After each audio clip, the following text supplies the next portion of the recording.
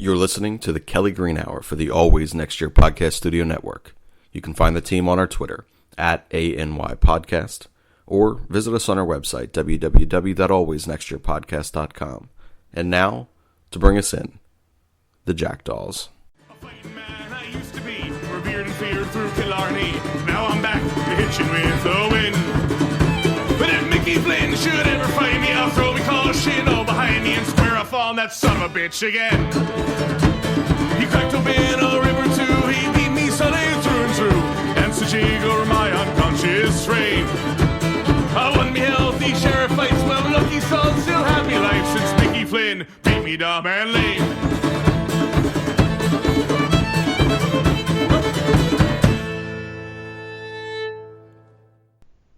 Good afternoon, everybody, and welcome back to the Always Next Year podcast, as this is the Kelly Green Hour, as we are getting you set for the Philadelphia Eagles and New York Giants on Monday Night Football, where the Philadelphia Eagles are wearing all black. I'm assuming they're dressing for some funeral. Don't know if it's their own funeral or if it's Eli Manning's funeral. But with that, I am your host, LJ Harrell, and joining me as always is Connor. Connor, what's up, man? Oh, well, I mean, I cut down my Christmas tree today and got it in my house, and I watched the Flyers win. So not even the Eagles are going to make this a depressing day. Because mostly because I promised my girlfriend that I would enjoy, decorating the Christmas tree tonight. So I gotta, I don't know who had a better day, either you today or Devontae Parker last Sunday against the Eagles secondary. What do you think? Oof. Probably Devontae Parker, because he's getting paid a lot of money. I'm just decorating a Christmas tree and trying to find some positives in Philly sports. So I would go with Devontae Parker. He had himself a career day, and maybe the Eagles wouldn't have to go up against him because there was talk of him getting traded, and the Eagles were one of the teams. Obviously, nobody traded for him. He wants to sign an extension in Miami. They really, and I think I mentioned this. We mentioned this last week. The Miami Dolphins, for a team that wants to tank, they picked the wrong quarterback to sign to tank, because Ryan Fitzpatrick is not built that way. And we saw it last Sunday when he went off again against the Eagles. He threw for 365 yards in the last two games, which was Sunday against the Eagles with the Dolphins, and last year when he was with Tampa. He has over 780 yards and 7 touchdowns against the Eagles. It's amazing what he has been able to do against just Jim Schwartz defense. Yeah, and I mean, we spent all last weekend on the Kelly Green Hour talking about there was going to be one key difference maker, and we couldn't say his name enough during the podcast, and that was Ryan Fitzpatrick. And, well, I guess we kind of left Devontae Parker out, but we did talk Devontae Parker and his ability to create plays against the secondary, as questionable as ours has been. And, well, we witnessed it. We were right. And we don't want to be right. We wish we weren't right, but we said Ryan Fitzpatrick would be a difference maker. Ryan Fitzpatrick was the wrong quarterback to tank with, and he proved that completely last Sunday when he faced the Eagles. And we also talked about the Eagles have to avoid turnovers, which they did. They didn't turn the ball over at all until the last play of the game, or not the last play of the game. When did Wentz throw his interception? I don't remember. Wentz did throw an interception, I think, if I'm remembering correctly. But still, they avoided that. They ran the ball well against a team that gives up over 150 yards rushing, but Doug, again, went away from it. You're up 2 touchdowns. Why do you go away from the run? It makes zero sense to me. You have a running back in Miles Sanders who is churning the ball at 4, 5, 6 yards a carry, and they keep continually not giving him. He's probably the best offensive player we have, the best weapon we have. Not counting Carson Wentz. You're right. Yeah, if you don't count Carson Wentz, but we can say that about almost any team's offense. If you don't count the quarterback, this is their best player. Definitely, I mean, we could argue between Jordan Howard and Miles Sanders, but I think Miles Sanders just brings more to the team. Miles Sanders catches the ball. He runs the ball. He's proven to be a good pass protector for Carson Wentz when he said to be. So I would argue he's our best player, and we've turned away from him. Whenever the game is close, Doug seems to turn away from him. and then he realizes, oh, maybe he is our best player, and then he'll return for just a limited amount of time, just to tease us and say, yeah, he's probably our best, but I'm gonna go away from him again. Yeah, and it's so frustrating as fans. We sit there, we see, look, you have a chance to make a run. You have a chance that with the way Dallas has been playing lately, and the schedule that you have going forward. If you play smart football, if you have a balanced attack, especially against the defenses that you're going to be facing, you should win games. When you're up 28-14 after the surprise, quote unquote, surprise onside kick, which I called, by the way, coming out of halftime, I was watching the game at my sister's, and I told my sister's boyfriend, I said, Miami's going to do an onside kick. And lo and behold, they did an onside kick. They set you up in perfect position. You go down the field, you score a touchdown, you're up 2 touchdowns. Why you go away with it, especially when you see what the Miami offense is doing against your defense? You want to keep the ball out of Ryan Fitzpatrick's hand. You want to keep the clock running. You do that by running the football. And it's not like they were being stopped. They were being successful running the ball, but Doug, for some asinine reason, just doesn't want to run it. And it's Andy Reid all over again. Yeah, it's extremely frustrating to think about what Doug Peterson's doing to that run. I mean, it's like, because Jordan Howard's not there, he can't run the ball constantly. We have Jay Ajayi, who proved a fully capable runner in Doug Peterson's offense before. And then we have Miles Sanders, who's proven to be our best receiver, our best running back, besides Carson Wentz, our best offensive weapon. And he literally went to the air which is too many times. It was like 40 some odd times against Miami. Like, you're seriously gonna have a shootout with the Miami Dolphins and with Ryan Fitzpatrick. Ryan Fitzpatrick is probably the king of shootouts. If you have a lot of garbage time and you're throwing the ball a lot, I would probably put my money on Ryan Fitzpatrick and put the ball in Ryan Fitzpatrick's hands, because for some reason that man produces when things don't matter and when he's told to just throw the ball. It seems like he just produces. And with all this help that we've been getting, like the Bears won, people are actually starting to talk about the Bears like they're good after Thursday night, which let me get this straight, they're not. They, like, all the help we've had, the Cowboys are just shooting themselves in the foot. And Doug Peterson says, oh, well, look what the Cowboys are doing. I got to one up what they're doing, which is one up them is making us look even worse. So I don't know how much worse we could be than going in and losing to Eli Manning on Monday night. That may top the Miami Dolphins, because it's clear that the Dolphins are not tanking. They are tanking. They're saying it, but you want to see a true tank, like the Cincinnati? Bengals are tanking.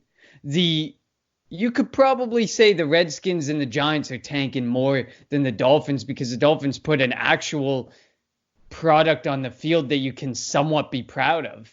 I mean, if you look at the Oddly Giants, enough, I know we're gonna talk about them in a little bit, but if you look at that Giants offense, they have a running back, they have a couple good receivers. The offensive line is so like they're just not very good. I don't think the Giants are actually out there, and they haven't said it, obviously. Only Miami's pretty much come out and said that they were looking to tank.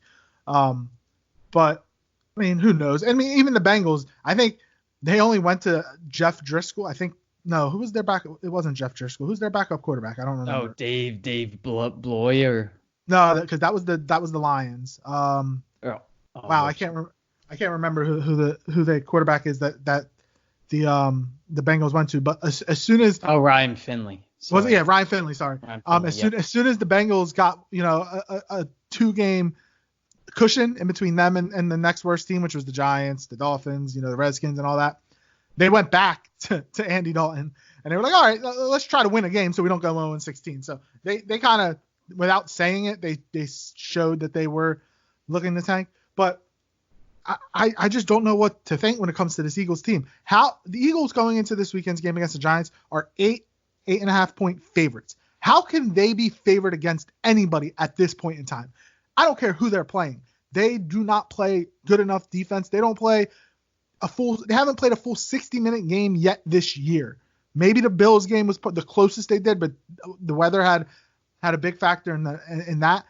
But with Eli Manning getting his, the first start in a long time, and wanting to show if he wants to play next year, it's not going to be in Jersey, but it could be elsewhere. He's going to want to show that he still has something left. He's going up against an opponent who he has had success against, maybe not in a win-loss, column, but he puts up numbers against the Eagles, and it really doesn't matter who he has and his weapons. And the one thing that he does that Daniel Jones doesn't do, he'll give the ball to Saquon. He'll dump it off to Saquon. Saquon had 91, I think, catches last year with Eli as quarterback.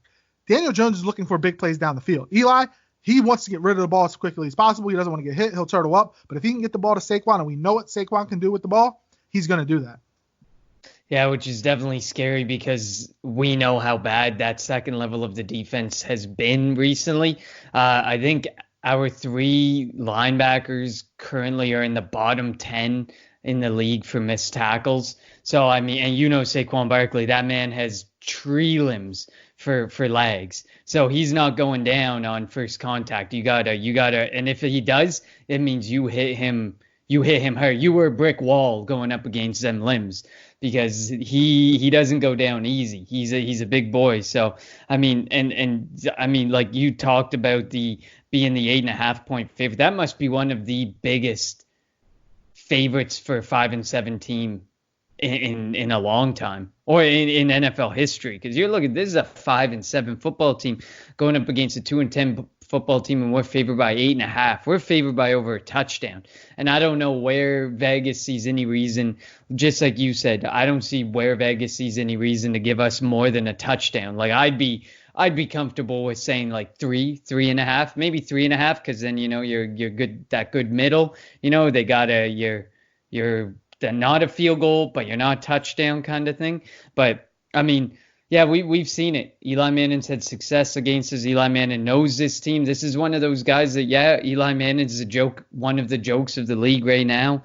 He lost his job, whatever. But I think that's all the more reason to fear Eli Manning, because he's coming back and he may be auditioning for a job next year. We don't know. He may be auditioning to go off and be on the next team that's going to tank, or I don't even want to take guesses right now because there's so many rumors out there about quarterbacks and movement and teams moving players around. So, but you just never know. He could be auditioning for something, and this is a good game to audition. This is a good team to audition against.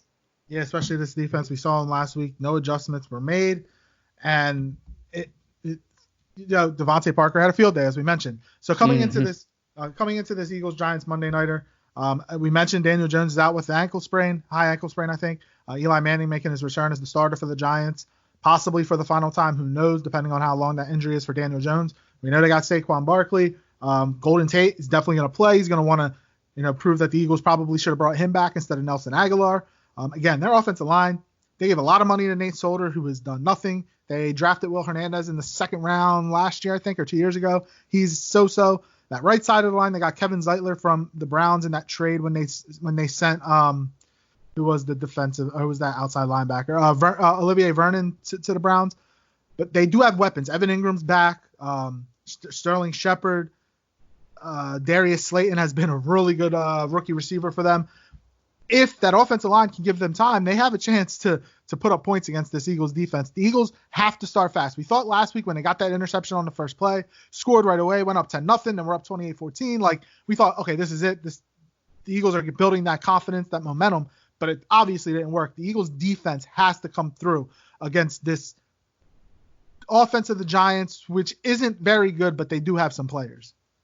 Yeah, absolutely. I mean, I think week in, week out, we talk about having to have a fast start. And we can proudly say that in some recent weeks, we've seen a fast start. But then the things that made us successful in getting that fast start, Doug Peterson moved away from, whether it be the run, whether it be screen passes, whether it be RPOs, whatever it may be. We get that fast start, and then it's like, he implements this completely different game plan that does not work, that is not successful, and he just runs with the unsuccessful, dysfunctional game plan from the point that we get the fast start until the time that there's 0 minutes, 0 seconds, 0 minutes left, and we've lost the game. And it just makes no sense to me, but we have to start fast and also maintain that pace. If you're not going to maintain the pace, don't completely abandon the things that got you to the point you got to, like the run.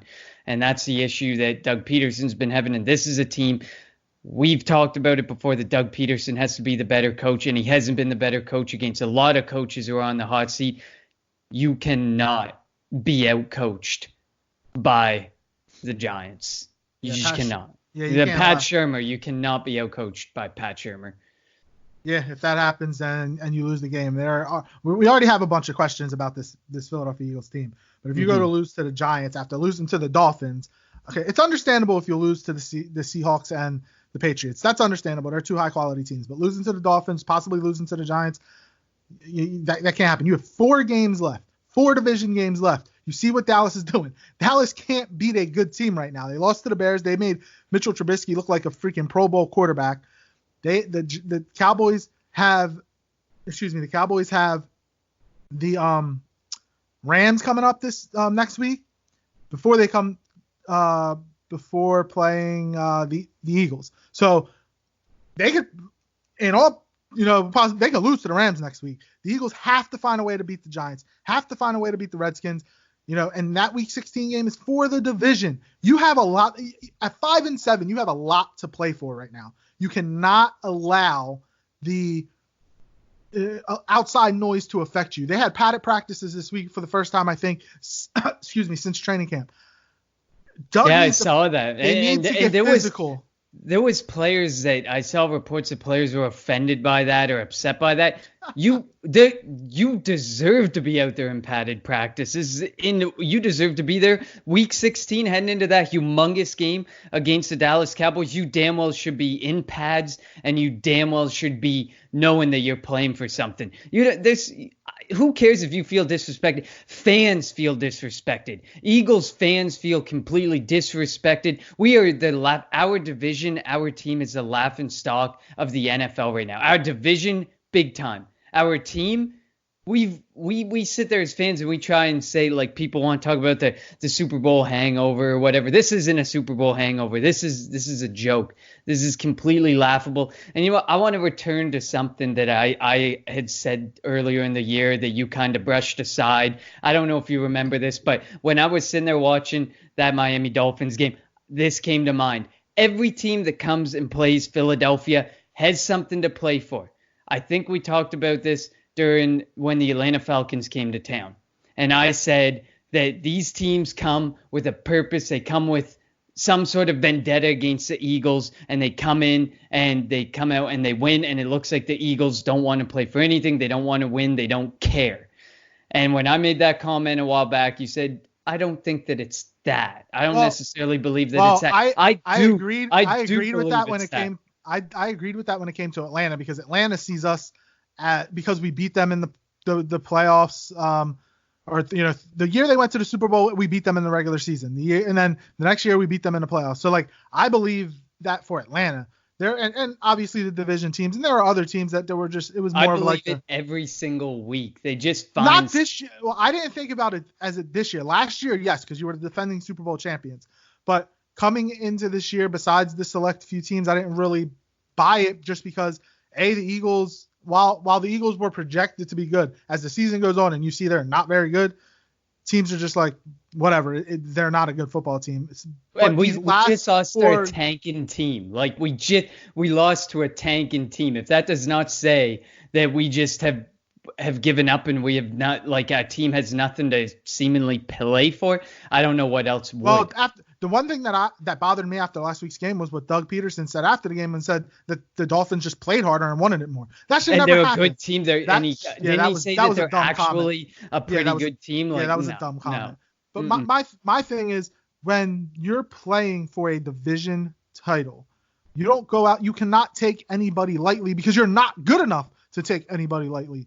But when Doug Peterson came out and said it, Malcolm Jenkins referenced it, Brandon Graham referenced it, that's an issue for me. You're not good enough to come out here and be like, they're the Dolphins. They got 2 wins. We're just going to show up and win. And then when you get up 10-0, the defense thinks the offense is going to roll all day. So the defense is like, we don't really have to try. No, you're not good enough to do that. You need to be playing to 100% of your capability all the time because you are not good enough to let up. You're not good enough as a team to let up to think you can just walk over any opponent like you could in 2017. No, because we aren't that team anymore. We're so far from it. We have so many of the pieces that were on that team, but we are so far from that team that it's completely. And to the people like ESP who sit there and want to say Carson Wentz, and say they blame him for the majority of everything that's going wrong, open your eyes. It's far from Carson Wentz. It's the farthest thing from Carson Wentz, and I've seen countless beat writers who I think just it's clickbait. It's clickbait. They just want you to click. They want you to get angry at them and to click like or to click retweet so that they get more followers. The best thing to do is ignore those people because it's not true.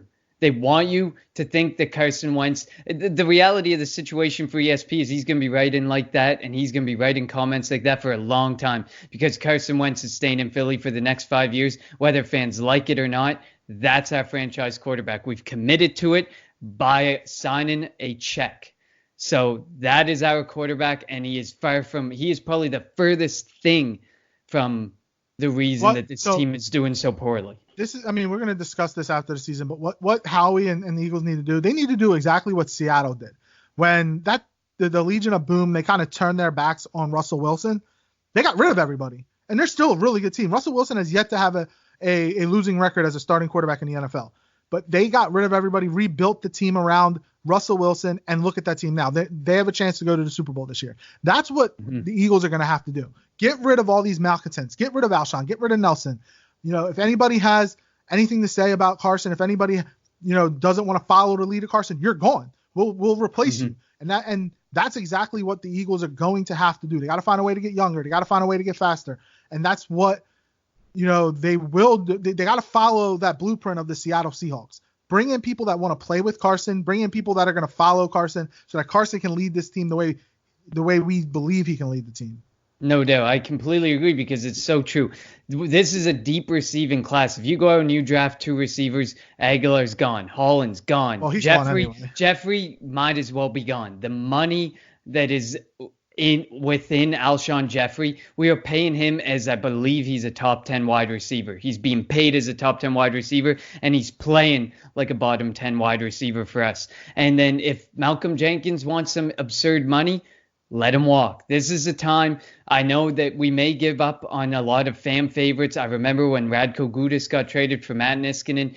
I was on board for that. I love the trade. I know it's a Philadelphia Flyers example, but I love the trade. And a lot of people did not like the trade because it was Radko Gudas. It was a fan favorite. Some fan favorites are going to have to go, and that just happens to be the situation that we're in. Well, like you said, we need to build around Carson Wentz. We need to build around the coaches and the scheme that they have. If Sidney Jones does not work in the scheme of a defensive coordinator that we have, you move on from him, which I think we should move on from him. Well, I am definitely going to be interested to see. We know that the offense coordinator is probably going to be gone. The wide receivers coach is probably going to be gone.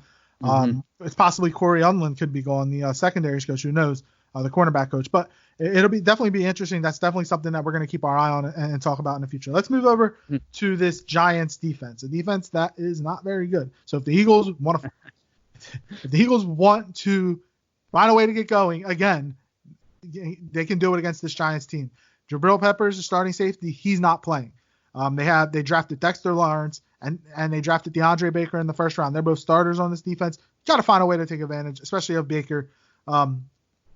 Hopefully these receivers can do it. Alshon had a good game last week. He's not fast or anything. And when he does get beyond receivers or corners, which he did last week, Carson has trouble throwing it to him. So that's something I hope that the Eagles are able to work on. But yeah, run the football. Jordan Howard is questionable.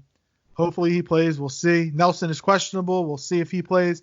But Miles Sanders and Jay Ajayi should work them. The Eagles' best offensive game plans this year were against Green Bay, where they ran the ball a lot, and against Buffalo, where they ran the ball a lot.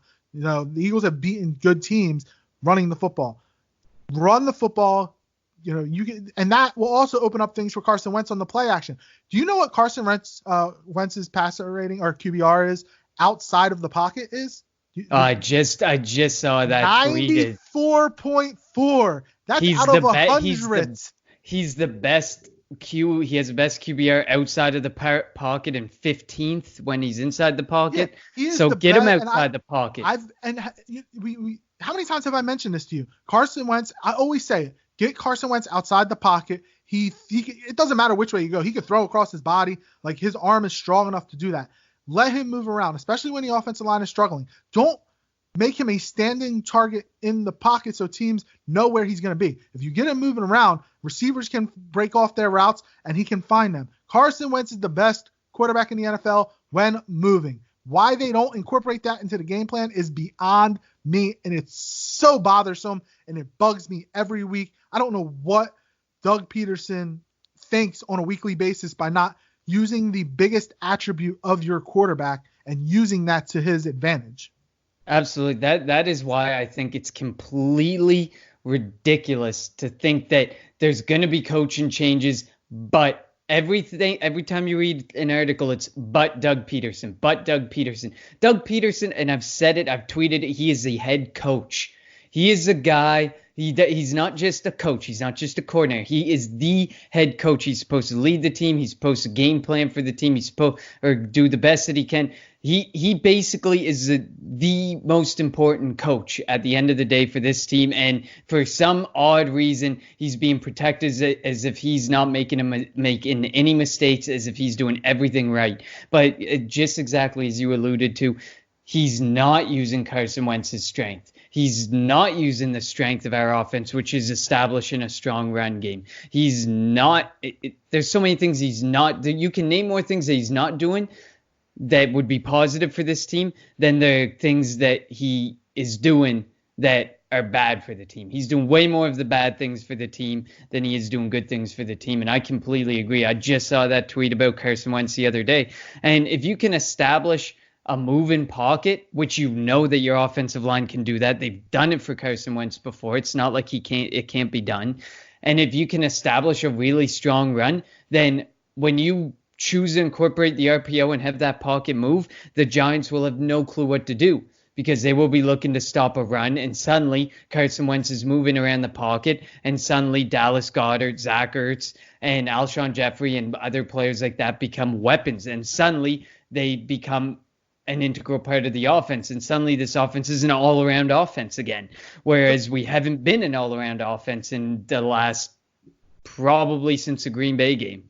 So I want to comment on the one thing you mentioned about Doug Peterson, how he doesn't use Carson's strengths. I don't think Doug Peterson's on the hot seat this year, but the one thing I think Doug Peterson needs to do, especially for next year, hire a real offensive coordinator and let that person call plays, because like Frank Reich. Because Frank Reich didn't call plays when he was here, though. But at least he was. If you want to call plays, at least have an offensive coordinator who can do I game would bring plan in a Jay like Gruden. that. I would bring in a Jay Gruden. I would even consider, because he was a good play caller. He's not a good head coach. He was a good play caller when he was in that position. Jason Garrett. He's going to get fired, especially if they don't make the playoffs. But if bring in somebody who has offensive coordinator experience, who's had play calling experience with successful offenses, because even the linebacker, one of the linebackers for, I think it was Wright, KJ Wright, said that they knew what was coming from the Eagles offense, because Doug is very, very predictable. So that's what he needs to do. He needs to focus on the entire team and not just the offense. Give up play calling duties, bring in a real offensive coordinator, get rid of Mike Rowe, get rid of Carson Walsh. I keep Deuce Staley, obviously, but that's what I think needs to happen. He's not on the hot seat this year, but if he keeps the play calling duties going into 2020 and we see the offense struggling against, Doug Peterson's on the hot seat. Doug Peterson gets no more leeway after this year. He needs to fix this offense. They broke our quarterback, and I think it's because they keep telling him to stay in the pocket, because if you get out the pocket, you're going to get hurt. They need to take that out of his head. Let him be who he is. Let Carson do what Carson does, because that's what Carson is at his best. And why I think Carson Wentz wants to get out of the pocket. I think Carson Wentz is as frustrated with the play calling and as frustrated with the situation he's been put into as we as fans are. Because if you look at him on a weekly basis, you look at him out there, he's upset. He's slamming his helmet to the ground. He's putting his hands up in the air. He's wondering what the hell's going on. I think he's just as much angry and confused as fans are as to what the hell is going on and why this offense can't get going, because many of the offensive pieces we've seen be successful either elsewhere or on the Eagles in the past. And I mean, it's a shame we don't have an all-around receiver, which is the biggest thing that we need to address in the draft, but use what you have. I mean, Nelson Aguilar, you know what he can do, but he hasn't been able to catch a ball. You know what Alshon Jeffrey's good for. Well, you know that we don't have a speed receiver, so you have to work with it the best you can that way, because you don't have one. You don't have someone who's going to blow the top off the defense for you. So you need to find something else that gets Carson Wentz moving in the pocket, that gets the receivers moving around the field more, even if it's only 10, 15 yards down the field instead of 30, 40 yards down the field. You mentioned the Eagles' biggest need being speed receivers. I was watching the Oklahoma game. CeeDee Lamb is fast. I need somebody like CeeDee Lamb. Last week I was watching the Iron Bowl. Jalen Waddle, I know he's not coming out this year. That dude legit runs a 4.2 40. He better be a target next year. Give me Henry Ruggs. He runs like a 4.3 4.4. Jerry Jeudy's probably going to go top 5, top 10. Devontae Smith, somebody else great. Like, I need somebody wearing one of those receivers that was wearing an Alabama uniform this year, or CeeDee Lamb, who's wearing an Oklahoma uniform. That's who I need to be the number one target. Now, last week we talked about how the mock drafts have the Eagles taking corners, and we kind of poo-pooed that, and then we saw what happened against the Dolphins. So, yes, do they need cornerback help? 100% they do, but I still am of the belief that speed receiver is their number one target. So that should be their number one target, and a corner should be right there with it. 1 and 1A, cornerback, speed receiver. I don't know what they're going to do. Obviously, it depends on where they're going to be where they're going to be selecting in the draft, but they have to find a way to improve both of those positions, and they need it with impactful players. Again, I'm not of like going out and trading for a second tier, trading like a second or third round pick for a second tier, person. That I'm against that. But if you're going to go out there and make a move for a legit impact player, I do it. Now, the Eagles aren't going to do it this offseason because you're going to want that first round pick because you're going to want to get younger. But they have to find a way to improve those positions with impactful players. No, absolutely. If you wanted to move players for second tier players, you had a chance at the trade deadline to make that move. You had the chance to make the moves for the Fitzpatricks, the Clownies, as much as I hate to say it, the Ramseys, which I would never pull the trigger on that deal, still wouldn't pull the trigger on that deal. But yeah, you have to draft impactful players. You have to draft, I know that there's a lot of people going crazy. There's Bryce Hall, who's missed the entirety of this season. He's a cornerback. I don't know if I want to take that risk again. We saw what happened with Sidney Jones. I'm just not ready to take that risk again. Take a guy who you saw in each round, who you saw impacting their college team all season. If they ended up going down at the end of the season like a Tua, you know what you get with him. Okay, fine. But a guy who has missed the entirety of this season, we need impactful players. And you kind of alluded to it. You spoke about Henry Ruggs. I think we need a good, I like Henry Ruggs because he's not just a speed receiver. He has speed, but he's an all-around receiver. He can go up and get the ball. He can be a vertical threat going up for the ball. He can be a vertical threat going down the field. He can move to the slot. He can play so many different types of positions. I just don't like a lot of people talk about Laviska Shenault and the types of that. I know we're getting too much into the draft, but that guy's too much of just speed. We need an all-around, all-purpose receiver. That's why I like Henry Ruggs. That's why I like Jerry Jeudy. That's why I like a CeeDee Lamb. We need an all-around player because we have a J-Jaw. We have a Deshaun Jackson. We have some really good pieces that an all-purpose receiver could really help unlock what we've been so frustrated with J-Jaw for all season. I also think getting it, if we had Deshaun Jackson all year, we wouldn't be talking about how bad the receivers are because they would have somebody that could take pressure off them or put a safety over top of a speedster. So even if you get somebody that is legit a speedster, maybe that's all they do. I think that in itself helps this offense. I still think even if you have Deshaun Jackson in, let's be real. He's 32, 33 years old. Let's be real. Don't act like we don't need to address the wide receiver position, especially now that I know we do. I know, but there's a lot of people who would actually take that mentality the way that you just said it and say, yeah, we don't need to address it. But let's get this straight. Alshon Jeffrey, he's getting old. Deshaun Jackson's old. Aguilar's gone. Holland's gone. But that's where Howie Roseman made the mistake by saying, "Oh, we got Deshaun. We don't need another speed receiver." That's on Howie, and I've been saying that all year. You should have had a backup plan, and they did not have a backup plan.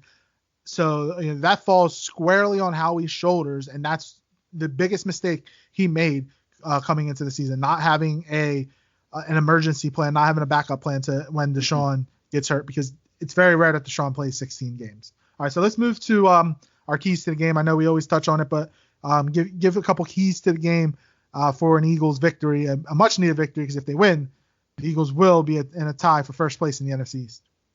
Yeah, well, we kind of alluded to it earlier, the start quick, but then stick with the game plan that's working.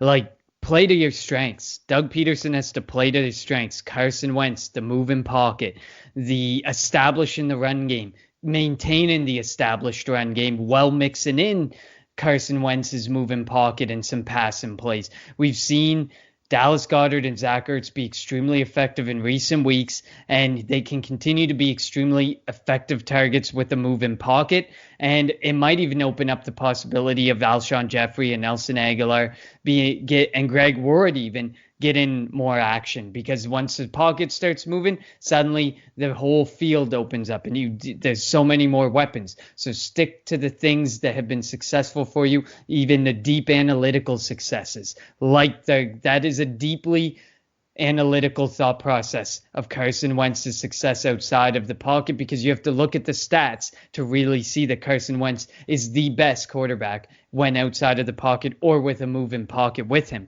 So it's important to play to your strengths, look at the analytics and play to those strengths, and do the things that are kind of like quietly successful for you. You don't see that successes because of the way recent weeks have been, but they are successes that we just aren't noticing because we're not using them enough to make them the reason that we're winning. As far as the defense goes, well, we touched on it a little bit earlier. Get some pressure on Eli Manning. Eli Manning hates to be hit. Eli Manning hates to be on the ground. So get a lot of pressure on him so that he doesn't have a chance to exploit the secondary that we've seen exploited. They have some speed. So obviously we talked about Saquon Barkley and what he can do if they dump the ball off to him. But we can also talk to Golden Tate, because we saw what he is. We saw he can be used in a variety of different schemes in a variety of different instances. And they also have Darius Slayton, who has been a killer deep threat as well for them out of the rookie class. So you want to make sure that you have constant pressure on Eli Manning. We've spoke that offensive line isn't great. So there's the opportunity to get the pressure that you need. And Eli Manning hates to be on the ground. So the more you put him on the ground, or the more you put pressure on him and hit him at the end of a play as he's throwing, the better, and the more pressure, the more bad decisions he'll make. I definitely agree with that. I mean, my number one is our linebackers against Saquon Barkley. You mentioned it earlier, how we lead the league in missed tackles from the linebacker position. Mugru J-Hill's not playing, which means you get to see my least favorite Eagle, Nate Jerry, on the field, and he is a missing tackle waiting to happen. So Nigel Bradham, TJ Edwards, if he's going to get on the field, they're going to have to find a way to make plays, because I don't trust Nate Jerry to tackle a third grader. Offensively, you mentioned it. Start quick, get Carson comfortable, get him in rhythm, and run the freaking football, Doug. Run the ball. Also, for our defense, I really think for Eli Manning, this is just a big effort game. I'm going out there and I'm slinging it. And he's going to throw you the football. Catch it. Our corners may be the only group in the NFL worse than our receivers at catching the football. So when the ball comes to you, catch it. You can force turnovers against this offense. Maybe they'll quit and you can get a big lead. And that's when you get the link rocking. And this is the first time I think we've ever talked about that. There are tickets on the low for this game. The weather is supposed to be pretty bad. It's supposed to rain during this game. Nobody really wants to go to this game. So find a way to get the link rocking. The people that are going to be in the stands, they're diehard fans. They want to see you win. They want to see you get to the playoffs. Find a way to do something offensively. Find a way to do something defensively. Special teams wise, blocking punts, blocking kicks, do something to get the offense to get the crowd into the game. Because you get loud, Eli Manning will shrivel up. Eli Manning will quit, because his New York Giants career is over. So find a way to just get him out the game, and you can come away with a victory in first place in the NFC East. Yeah, definitely. I think like we spoke about Fitzpatrick and how important he was to the game last week. I think that Eli Manning is equally important for all the right reasons for the Eagles this week. If we are going to win this game, it's going to fall squarely on the shoulders of what we do to make Eli Manning uncomfortable and what we do to throw Eli Manning and that offense off their game completely. And so, I mean, I think it'll start just like it did with Ryan Fitzpatrick. It's going to start with Eli Manning. It's going to end with Eli Manning for the Eagles this week, because we need to find a way to stop quarterbacks from throwing all over us and stop quarterbacks from putting up points on us. Because if we end up in a shootout with the New York Giants, I don't know anymore. I just don't know. Yeah, I'm with you on that. All right. So we haven't had a victory green hour, and I don't know how long. It feels like it's been months. Can we get one, please? And I hate Monday night. I don't hate Monday night. We're about ready to cancel the Kelly Green hour out of protest until we get a win here. Like Shane did with In Cap We Trust. Yeah, well, exactly. If we have to do it, we have to do it, all right? So please, Doug, you're probably listening right now because we're giving you the keys to the game. So just please give us a win. We're giving you the perfect game plan. All right, let's move to the vaunted pick segment. You still lead by 5, 42-37. Again, how the points work. If you get the Eagles game correct, you get 3 points. If you get your upset correct, you get 2 points. If you get your lock correct, you get 1 point. And last week, we both picked the Eagles. Of course, they lost. For the third straight week, I took Jacksonville, and that didn't go over so well. There's Tampa beat Jacksonville 28-11. And I hope you've learned your lesson. I hope you have. And everybody's favorite Eagles quarterback of all time, Nick Foles, gets benched for Gardner Minshew. So all you Folesians can shut the hell up. We chose the right quarterback. Go back and look at those 4 fumbles, and then you'll realize we may have made the right decision. Yeah. And in my other upset, I took Pittsburgh over Cleveland, and Pittsburgh won outright 20-13. Mike Tomlin is doing a hell of a job, by the way, with the Steelers. He's down to his third string quarterback without Juju Smith-Schuster, without James Conner, doesn't have Bell or Brown anymore, and he's winning games. Like, they're in playoff position right now. He deserves. And it's happening again this week. No Conner and no Juju again. He's not going to win Coach of the Year, but he deserves votes for Coach of the Year. For you, you took the Jets over Cincinnati, and Cincinnati won 22-6.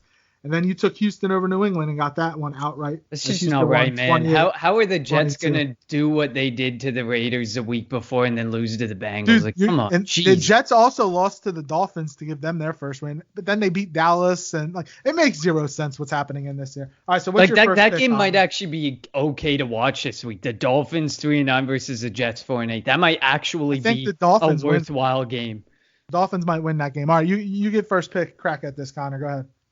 All right, I'm going underdog Chiefs over the Patriots. Patriots are favored by 3 points, so I am taking that all day because the Patriots have not looked very good since that Ravens game. When they play a good team, they don't do very well. Tom Brady is finally looking his age, and Tom Brady, that offense is not looking good. They look like they may very well need to consider calling Antonio Brown back again.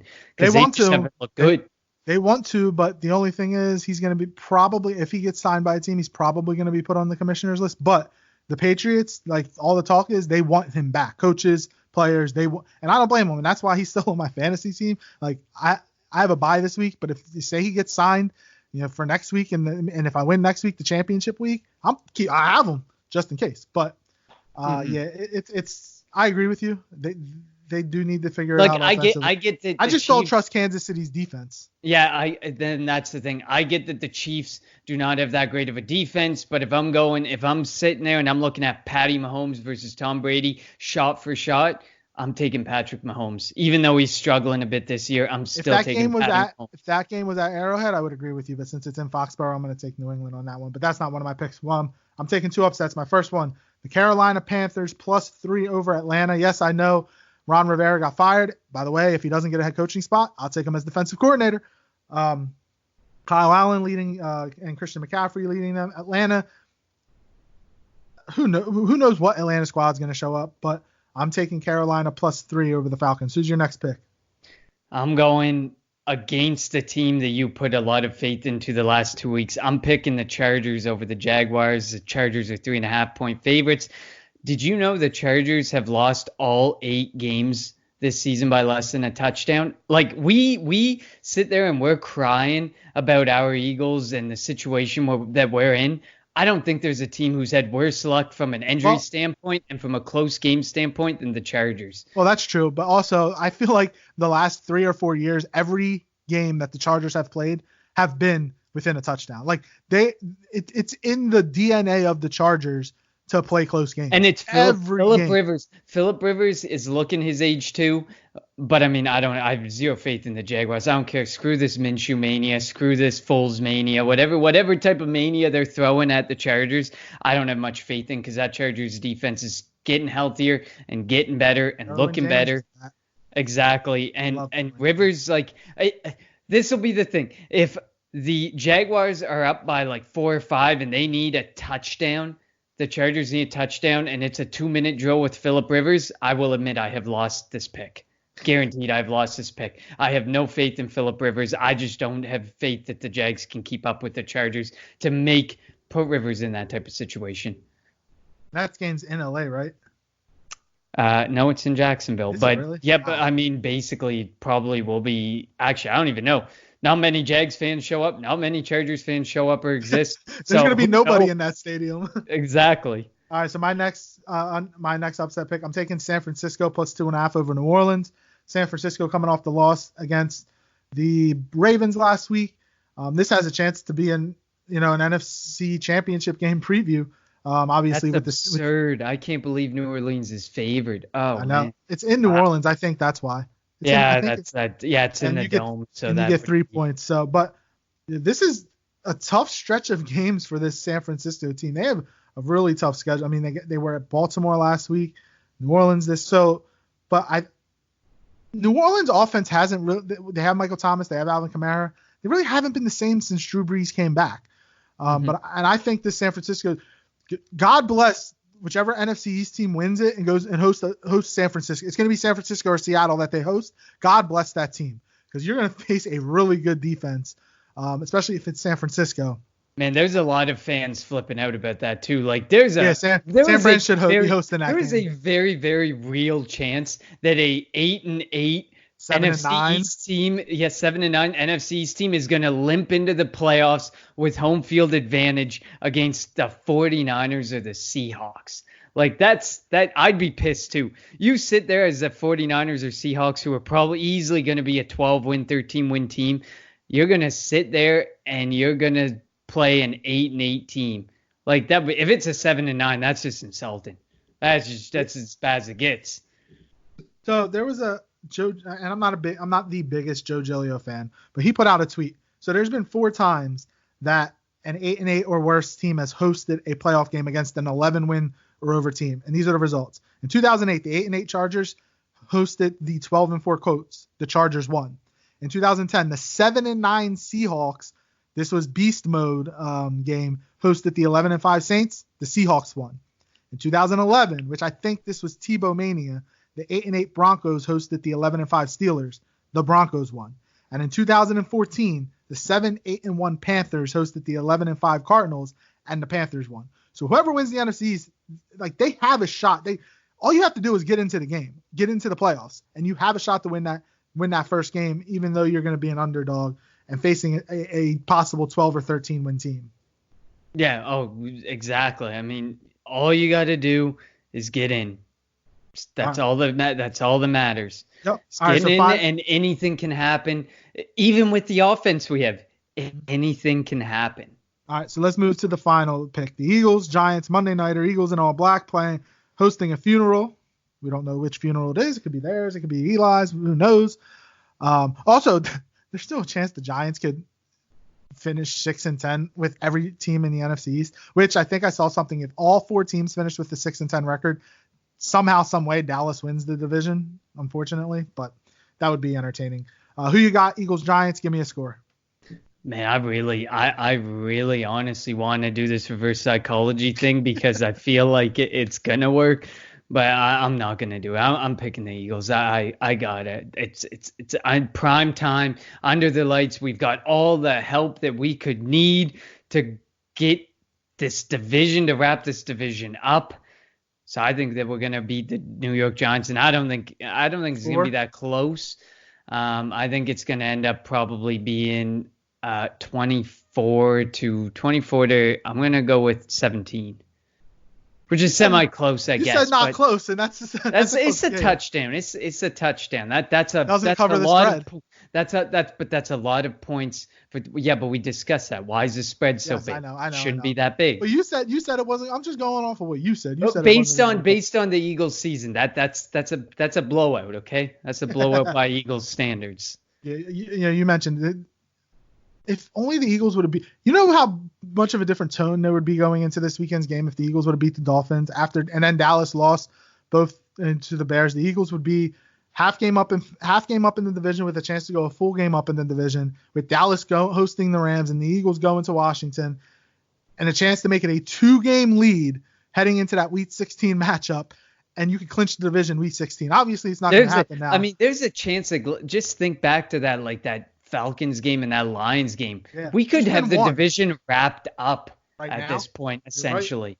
And instead we're sitting here sweating and looking to beat out a team who can't beat a team at 500 or better. Yep. And we can't beat a tanking team.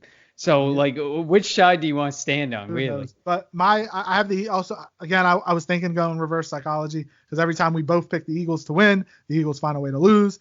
I'm taking the Eagles 21-10. All you got to do is stop Saquon Barkley. If you can stop Saquon Barkley, their offense should not move the football. And just protect the football, protect Carson. Get Carson Wentz outside the pocket. Let him make plays with his legs, and you do that, you win the game.